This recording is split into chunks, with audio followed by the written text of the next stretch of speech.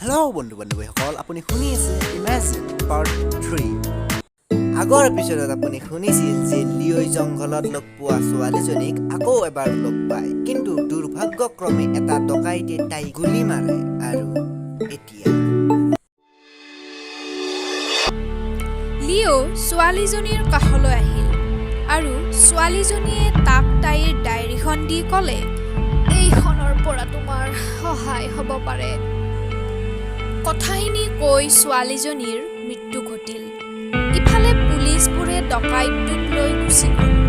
লিঅ'ই পুলিচবোৰক চিঞৰি থাকিল, কিন্তু পুলিচবোৰে তাৰ চিঞৰ শুনা নাপালে আৰু দেখা নাপাই গুচি গ'ল।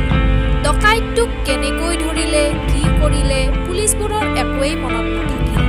মাত্ৰ এইটোৱেই মনত আছিল যে বেংক লুটি আহি থকা বাবে তাক ধৰিছিল, বাকী সকলো পাহৰি থাকিল।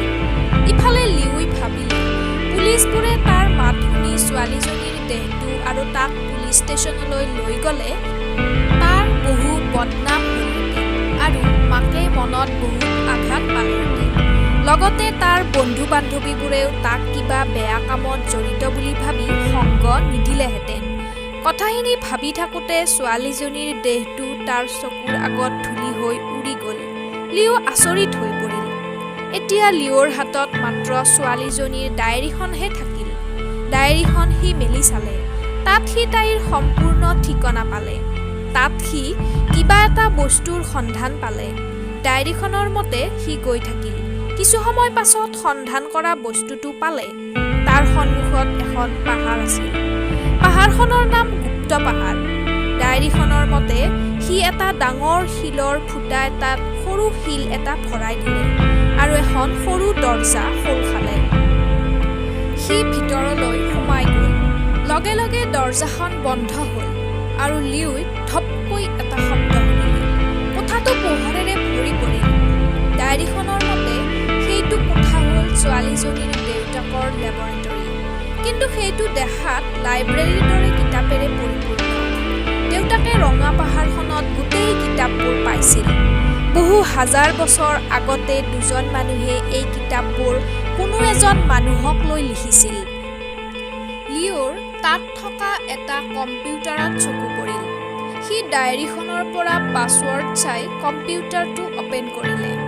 লিঅ'ই এটা তাত ভিডিঅ' পালে। ভিডিঅ'ত দেখিলে ৫,০০০ অৰব কিলোমিটাৰ দূৰত এটা নাছাই ছিগনেল পালে। নাছাই অনুমান কৰিছে যে পৃথিৱীলৈ বহু হাজাৰ স্পীডত এখন স্পেচশ্বিপ আহি আছে।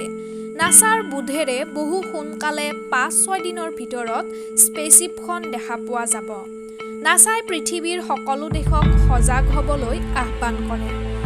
এলিয়েন কিয় আহি আছে? এলিয়েন হয় নে নহয়? সিহঁতে আক্ৰমণ কৰিব নে নকৰে? এই সকলোবোৰ প্ৰশ্নৰ উত্তৰ অহা সপ্তাহত জানিব পৰা যাব। এইখিনি কথা লিঅ'ই ভিডিঅ'টোত দেখিলে। এই ভিডিঅ'টো যোৱাকালিৰ আছিল।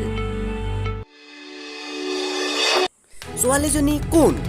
ডকাইতটোই লিঅ'ৰ ওপৰত গুলী বৰ্ষণ কৰোঁতে তাৰ কিয় একো হোৱা নাছিল?